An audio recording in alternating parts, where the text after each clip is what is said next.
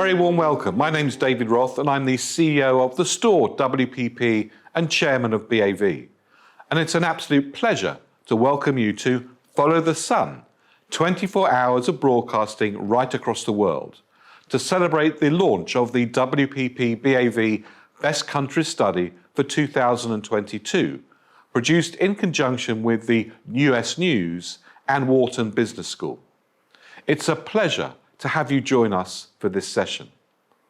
This broadcast is going to travel right across the world, starting in New Zealand and ending 24 hours later in the USA. We have an absolutely packed broadcast today. This year's Best Countries study is our fullest and most comprehensive yet. The attitudes of global business leaders, opinion formers, and citizens towards nation strengths has changed dramatically in recent years, never more so than in 2022. And we'll be looking at how those changes in values have impacted overall perceptions of our 85 nations covered in the 2022 study. But perceptions of a country only tell half the story. We'll then visit 24 countries to hear what's happening from WPP experts on the ground, and sometimes how perceptions of a country don't really reflect the situation. Now, our time together promises to be informative, challenging, stimulating, and I hope fun. So let's get started.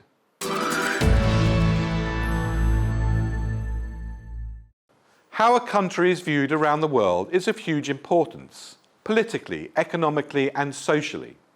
It has the ability to contribute to both a nation's hard and soft power. The Romans understood this well. SPQR, an abbreviation for Centanus Populosque Romanus, was arguably the first country branding. It was an emblematic, abbreviated phrase referring to the government of the ancient Roman Republic.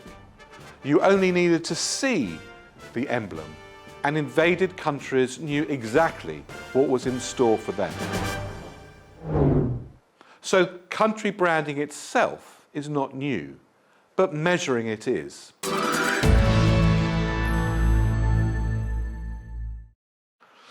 Now in our 7th year, the WPP BAV Annual Best Countries Rankings measures global perceptions of countries against a series of characteristics, impressions that have the potential to drive trade, travel, and investment. They also directly affect brands. The study was developed by WPP BAV, the Wharton Business School of the University of Pennsylvania, and US News.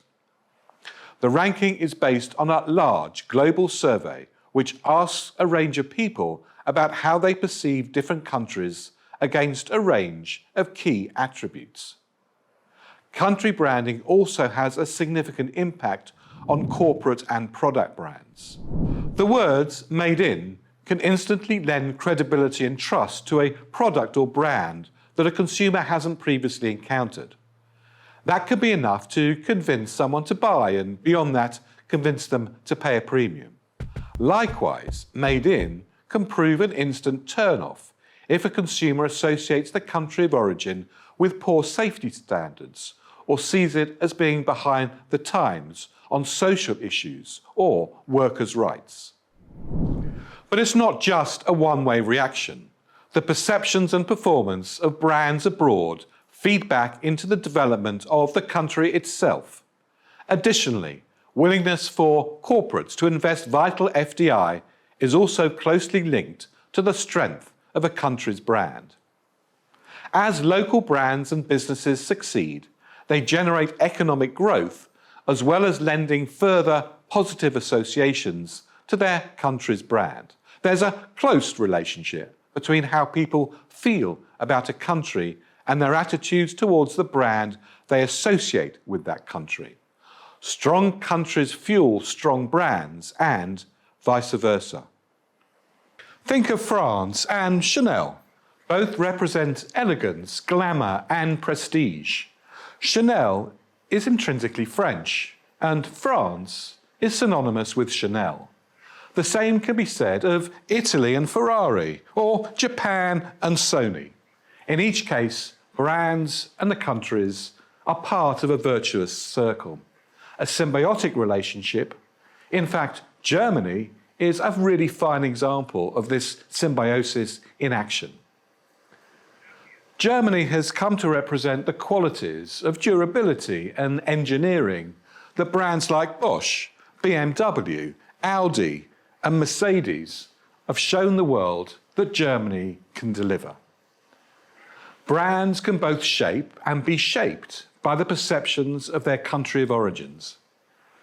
Japan in the 1970s was known as a cheap manufacturing base, but now respected as a world leader for quality electronics and also technology, thanks largely to brands like Sony and Toyota.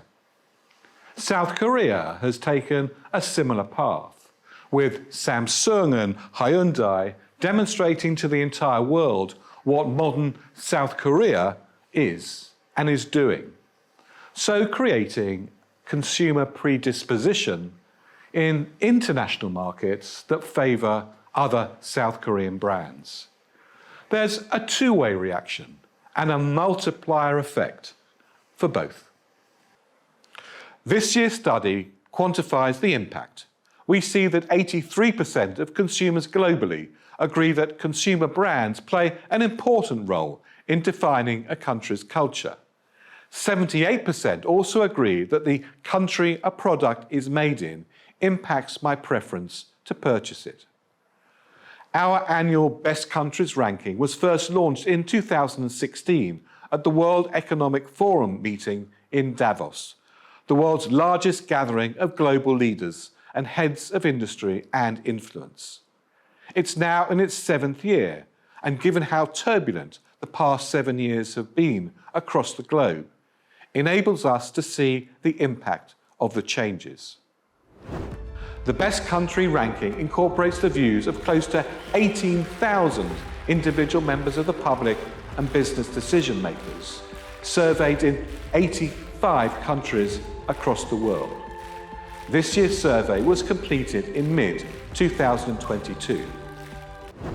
Collectively, the 85 countries in the 2022 rankings account for about 95% of global gross domestic product per capita and represent 80% of the world's population. Individuals surveyed for Best Countries were asked how closely they associated 73 attributes with a range of countries. These attributes were then grouped into 10 categories that were used to calculate the Best Countries ranking, and more on those attributes later. So come with me as we meet our first guests on our interview stage. Well, I'm very delighted now to be joined by Lord Jim O'Neill, the former chief economist of Goldman Sachs and a former government UK minister and chairman of Chatham House. Jim, Lord O'Neill, thank you very much indeed for joining us. My pleasure. Thanks for having me on. President Zelensky has said that the price we have to pay for avoiding a third world war is going to be higher energy bills, increases in the cost of living, and a reduction in living standards. And this comes at a time where we see from our BAV Best Countries study that softer values, sort of like quality of life and social purpose, are much more important in defining a nation's brand. But do you think that public opinion at the moment will pressurise governments to hold their current policies, or do you think they will start to look at alternatives? Nice, easy question that you start with. I don't know, because it is probably for my generation, never mind the younger generation, the first such issue of this scale and complexity that we've seen. So far, it appears Western nations, who are the prime supporters of Ukraine, of course, have been happy to support the government stance on Ukraine, and superficially accept the cost, which is essentially this enormous cost of living shock. But it remains to be seen how that passes the test of time. So as we're seeing here, the government itself is almost definitely going to have to pay for the cost of this dilemma. I can't help finishing my answer to this very tricky question by also pointing out that if we really want to be serious about climate change and alternative energies, having a permanently higher price for carbon emitting energy forms is probably ultimately the sort of thing that is needed. One would imagine accelerate the desire for alternative energies to become more and more part of everyday life. Now, you were chairman of the Chatham House, one of the world's leading think tanks. Its mission of a world that is sustainable, secure and prosperous is great. What do you feel, how far are we from realising that goal? Isn't and hasn't really worked the way it's supposed to do on the tin. So Jim, what should the priorities of nations be then now? Yeah, so to what should we do about it? You know, I've become linked to a number of things I've been involved in, a big believer in what I broadly call profit with purpose. And we need to have business itself think more about the societal remit of who ultimately they serve. We've lived in an era, and still do, of where the only thing that matters for many, certainly publicly quoted business, is the shareholder. And it's not enough.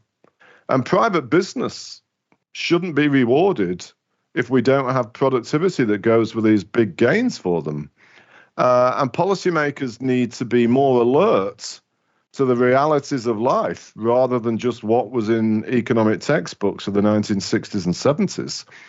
And if we don't learn from that, I have a fear that some of the dilemmas that have just blown up dramatically in the past few years out of nowhere could actually get worse. Now, we started with a hard question, so let's end with an easy one. Lord O'Neill, are you an optimist or a pessimist given the situation we see around the world today? Right now, I feel a lot more pessimistic than I've done for a long time. However, that said, I've been around the policy area in many different forms for over 40 years, and I've lived through a lot of crises. And the one thing I know for sure is that the crisis you're in, even though it often seems the worst you've ever been through, they come to an end. And one of the big things I've learned is never let a crisis go to waste. And indeed, the making of a business, a leader, or of a country is how they respond to the crisis you are in, because it normally defines how you're going to deal with the future era. So in that sense, there are lots of ways of things that could emerge from all of this mess in a more positive way. Well, Lord Jim O'Neill, ending on a slightly more positive note than we started, thank you very much indeed for joining us. It's been a privilege to hear what you have to say. Thank you very much indeed. You're welcome. Thanks for having me joining you.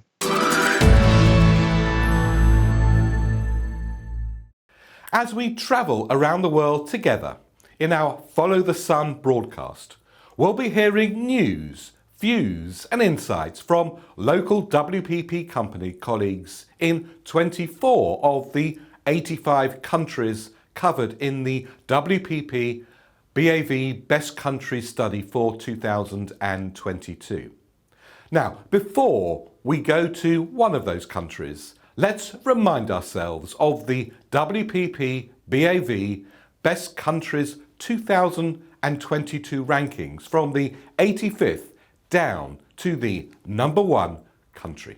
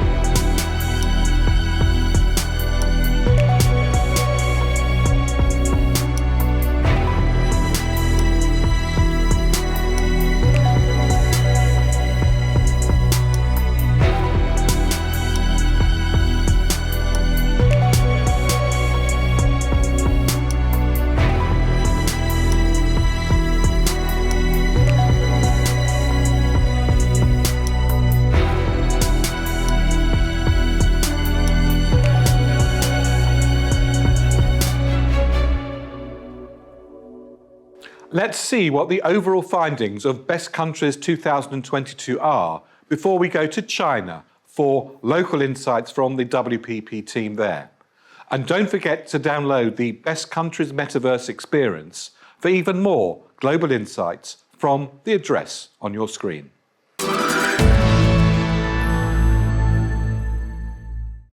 Historically, military power and finance, banks and tanks were the attributes against which we measured a country's power in the world. Not anymore. So what does all this mean?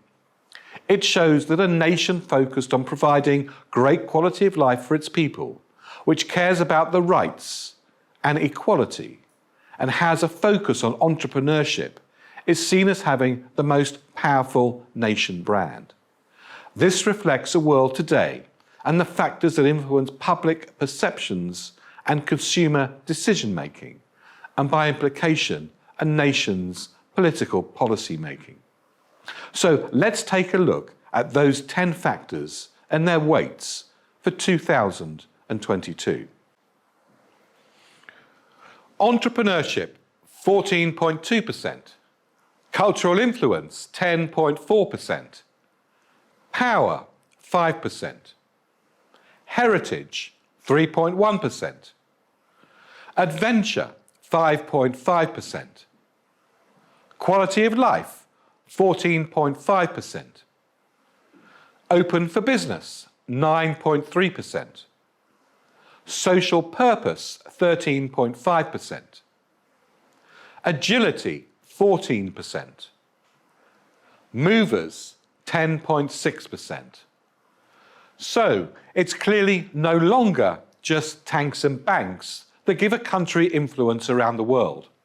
Softer power, which comes about as a result of entrepreneurship and cultural exports, is increasingly making an impact.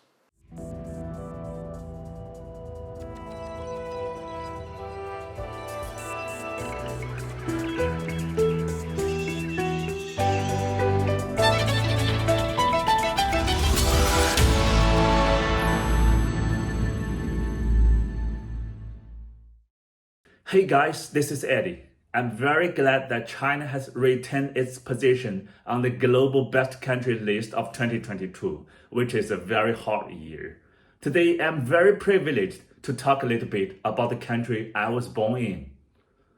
Among all the major powers on this planet, China might be the only one that can say that we are very unique without any objections. It is true this is a country full of controversies, and it might not be considered as mainstream on the world stage. But it is also true that no one can deny the astonishing achievements by the smart, diligent, forbearing, and hyper-adaptive Chinese people over the past decades. But what's next? Especially in this very hard time for the entire mankind, where we are having the geopolitical tensions, global pandemics, economic downturns, and challenges to democracy. And maybe most importantly, the stagnant development in the fundamental sense. Obviously, there's no one can answer these very deep questions yet. But as a guy who has been spending his time, more than 15 years of time in the innovation and the tech application domain in China, to me, one keyword that is for sure on the answer list is innovation, especially tech innovation, and the way we apply technology to our businesses. But before I talk about innovation in China, for those who are not familiar with this huge country yet, here are some quick facts to set up the context. China's nominal GDP was 18 trillion US dollars in 2021. That was the second largest in the world. But if we divide it by its population, which is 1.4 billion, that was slightly less than 13,000 US dollars per person per year. And that was the 60th in the world. The GDP per capita of China was 1/5 of the world average back in the year 1949 when the country was founded, and it's now equals to the world average. Yes, it's still a centralized system, and it could be more centralized in the near future, you like it or not. But the private enterprises is now more than 60% of China's GDP, and 80% of its employment, and 90% of its new jobs. So the data was from the pre-COVID, but it still can give us a very high-level glimpse of what is called a mixed socialist market economy. As a result of economic reform and opening up since the 1980s, China has now had the world's largest population of the middle class.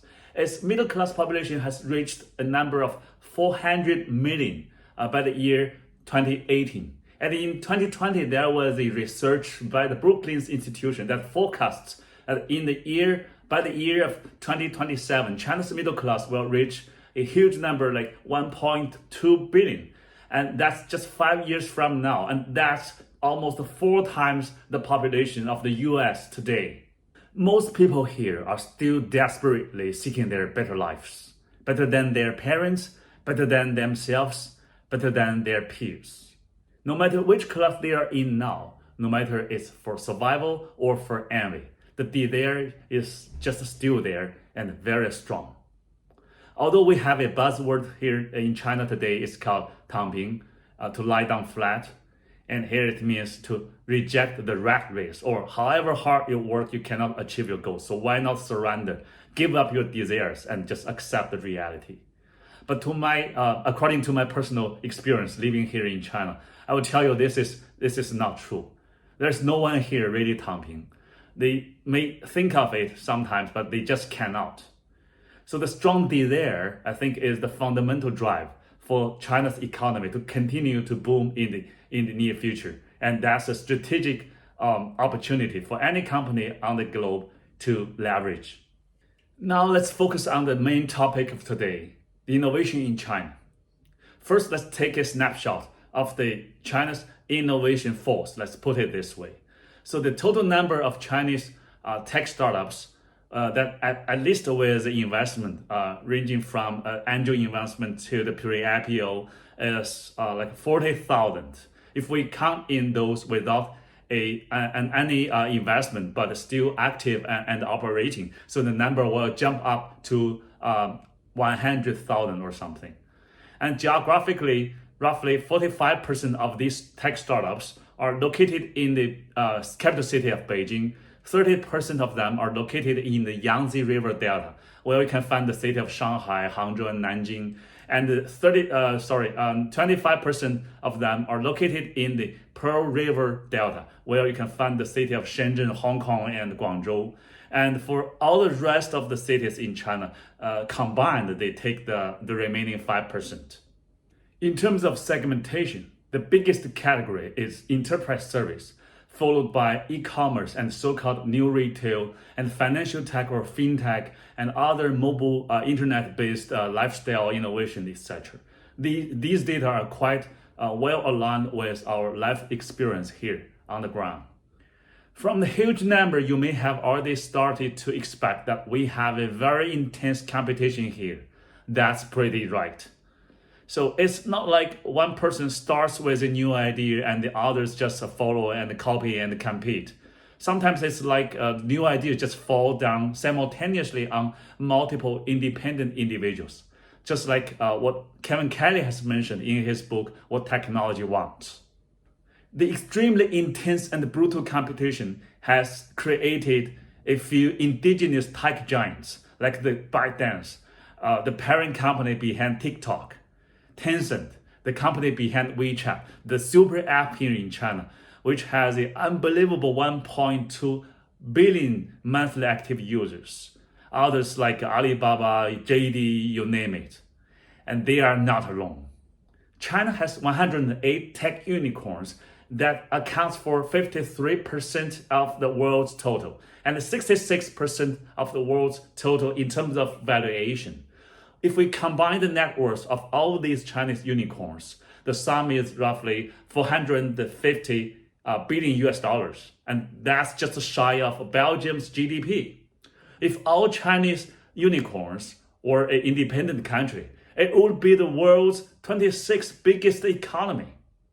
China has now the world's second largest number of of patent application, and the second largest academic paper publications in specialist journals in the world, and just next to the USA. So just now I walked you through some data points regarding China as an economy, as a society, as an innovation hub. But why? What makes China have such advantages in the innovation domain? I will break this topic down into 4 pillars: the capital, the talent, the efficiency, and the market. First, the capital. While the Silicon Valley is still leading in the global venture capital investment and taking a share of 44% of the global total, China is a close runner-up who takes a share of 40%. And in the last decade, the compound annual growth rate of the investment into China was 40%, which is a huge number because that was the compound annual growth rate. So that's by far the champion in the world. Last year, China's overall R&D investment was roughly 2.4% of its GDP, reaching a record high of $350 billion US, and that's more than 2/3 of that of the US. Second, the talent. China has the largest education system in the world, which has 280 million students and 17 million full-time teachers in over 500,000 schools. And it has 3,000 colleges and universities with more than 40 million college students enrolled in them. If you are not impressed by the gigantic numbers here, since China is the most populated country in the world, the quality of the Chinese education has been improving dramatically as well in the past decades. According to the data from the Peking University, the ROI, or the return on investment of education investment of those who are in their 20s is more than 2 times than that of those in their 40s. Third, the efficiency.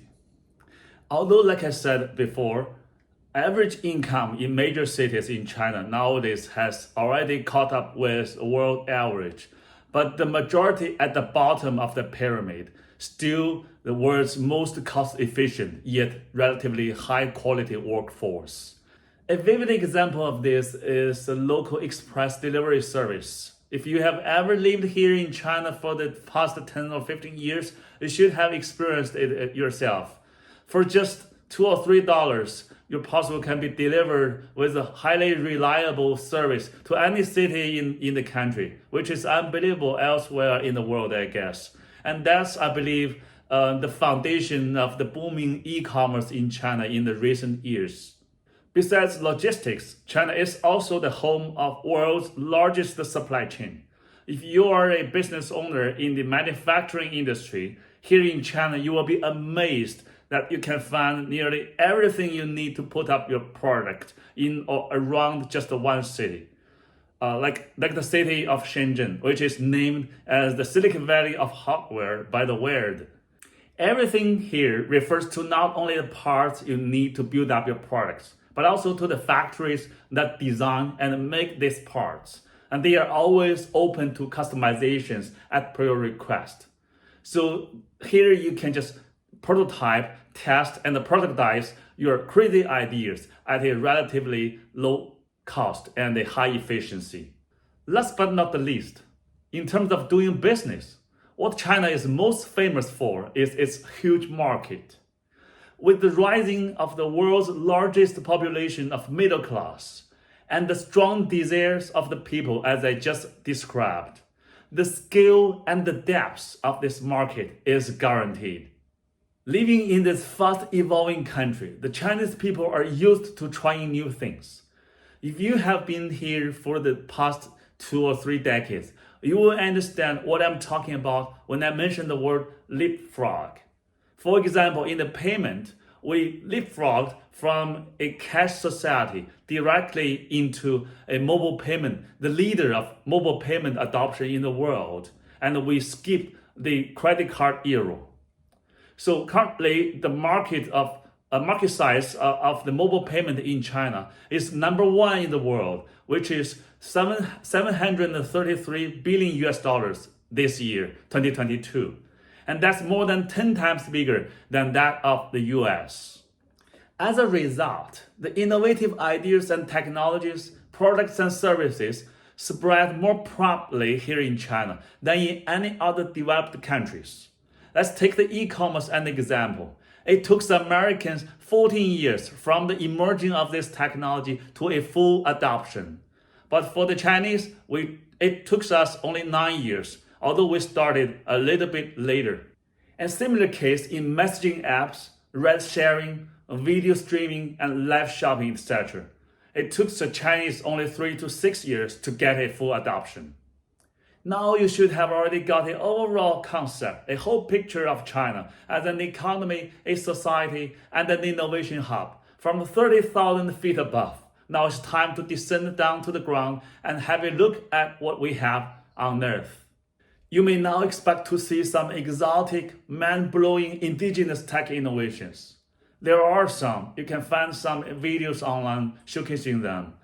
In fact, when I was with my previous employer, part of my job was to curate such innovations and try to apply them at our local and global enterprise clients. But from my personal experience, to be honest, I think those most effective innovations may not necessarily to be those most stunning ones. So what I want to highlight today is what I call the practical innovation approach.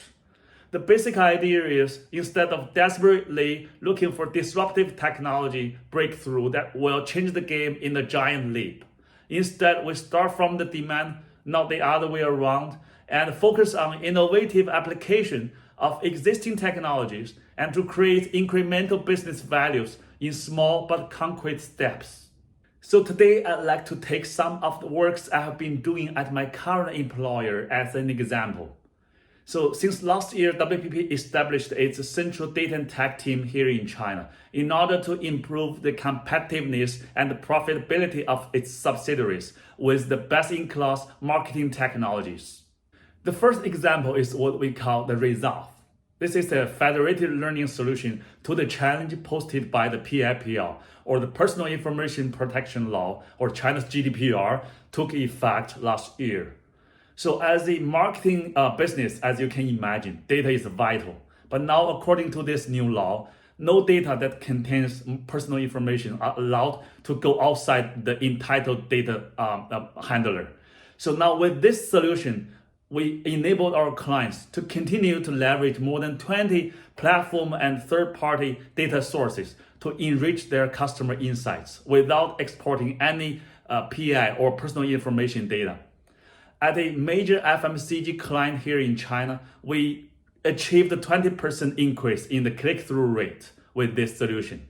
This is how value is created when we apply existing technology in the right place at the right time. The second example is Architect, a multi-channel budget allocation solution for the marketing planners.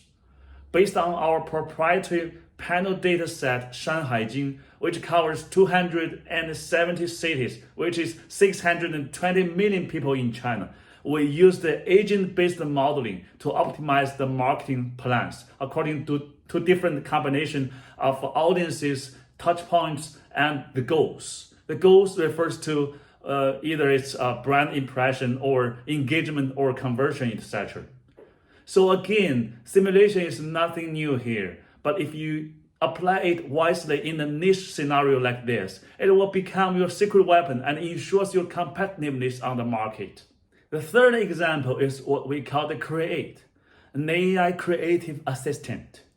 As the focus of the competition in China's marketing industry has shifted from the traffic to the content, a data-driven content solution has become essential for us to continue to lead.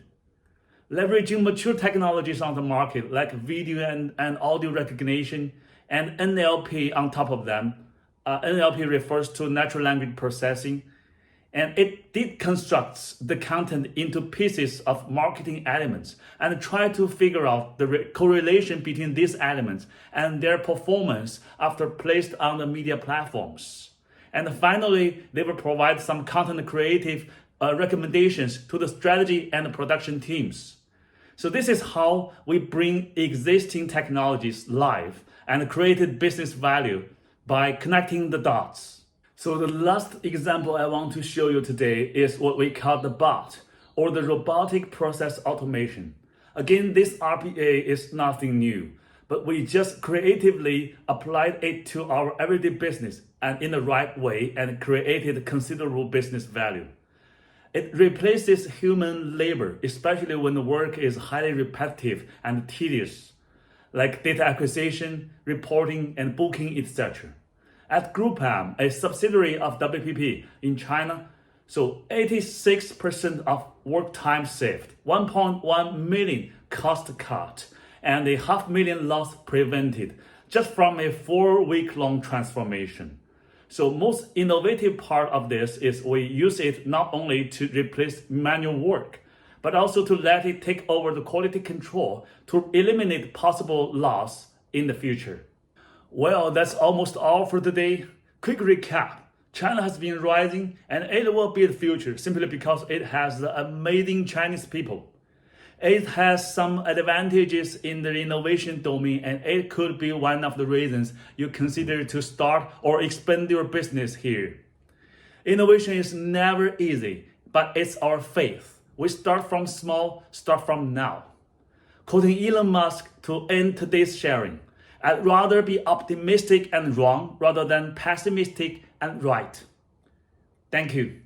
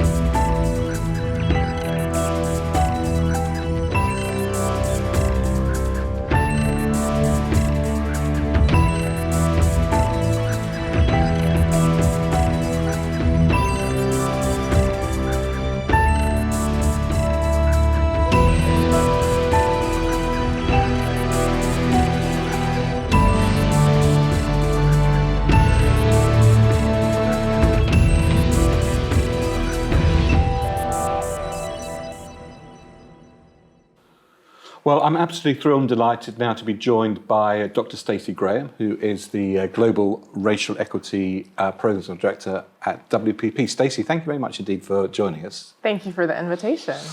This year we see social purpose becoming significantly important, which is a good thing. Why do you think that's so? I believe in the survey you define social purpose around a few categories such as caring about gender and racial equity, the environment, human rights, and so forth, right? And what we understand about humans is we have an innate desire to have a reason for being. That's another word for purpose. So I'd say if we look at what's happened in the world in the last 2.5, 3 years, that is definitely catapulted into the mainstream. We have all these things coming together that are pinpointing, illustrating how we're failing as a collective. And do you think that failure as a collective is something that's now being exposed right across the globe? Absolutely. I would say that even before 2020, we could see it happening, but there's something about a restriction of freedom of movement, right, that makes people sit at home and have nothing else to do but recognize and look into everything that's wrong with the world, if you will. And so I think that it's on people's minds. What does it mean to be in the collective when I'm sitting at home and can't leave my house anymore? What does it mean to really be connected as a society? How do we care for the most vulnerable? And to be really honest, with COVID-19, we didn't do a great job of that. So I think people are asking different questions than they were 2 to 3 years ago. And I think I found it quite interesting to see the relationship between this movement, I mean, let's call it a movement, coming from the population upwards. Absolutely. I mean, we also see that some of our health officials do move more politically than we would have expected. But there were people across the world who made the decision to wear a mask even when it was no longer mandated, who stayed at home even when they didn't want to, who got on the streets for probably the largest social movement since 1968, right? It was a global social movement to bring awareness to racial inequality. So I think there's a coming together even in times of divisiveness. Now, one of the things we've seen in the study is this sort of interrelationship between a country's brand and companies' brands, and we're seeing that interrelationship even more sort of mingled and prevalent this year. So what should companies do to improve their social purpose in relation to how their country is seen? That is a great question. I think that is something that they're still figuring out. But one thing we know for sure is people aren't simply incentivized by money. That's not enough to keep employees today. Employees want to work somewhere where they feel proud of not only the work that they do, but the things that the company stands for. They want to see their company standing up for social issues that they personally care about. Stacey, why do you think suddenly companies are finding a political voice as opposed to purely a corporate voice? I think to an extent, we have been able to observe this shift away. When I studied, there was a clear connection. The business strategy has to align with shareholder value. That's all we care about, maximizing shareholder value. And there was a notion that maximizing shareholder value stood in opposition to a social purpose, if you will. And today, I think people are recognizing that's actually not true. And we increase shareholder value when we can ensure that we have high employee engagement, low turnover, and people care about what they do in the company they work for. Well, Stacey Graham, that's a fantastic place to stop. This whole topic is something that we are all going to have to understand a lot better, and not just understand it, but also ensure that it's actions as opposed to merely words. But for the moment, Dr. Stacey Graham, the Global Racial Equity Programs Director at WPP, thank you very much indeed for joining me. Thank you.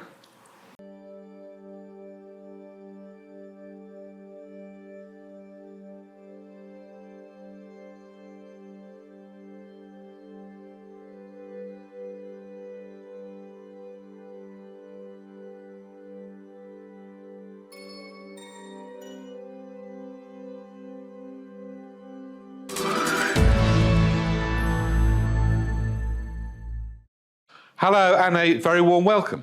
My name's David Roth and I'm the CEO of the store WPP and Chairman of BAV. Thank you very much indeed for joining me in this very special metaverse experience.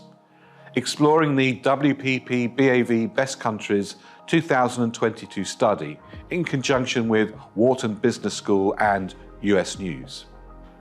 Here we are in the arrivals hall where you'll be able to discover the key insights from this year's study relating to global trends.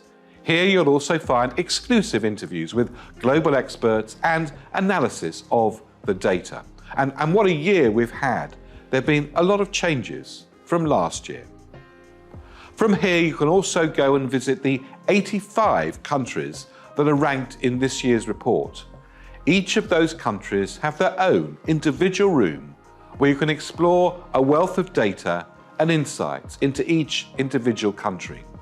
You might well see some surprises along your journey. And in the departure area, you can discover more about the study itself.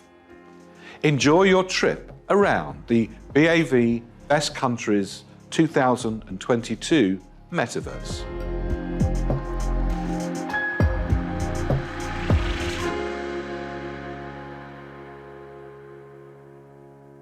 Well, we're almost at the end of our broadcast. A big thanks to everybody from the local WPP companies who've participated, and of course our central team that's put together all of our Follow the Sun 24 hours of broadcasting, to our directors, to Indus Gupta, to Paul Reifer, and our producers, Sarah Cousins and Lady Victoria Robinson.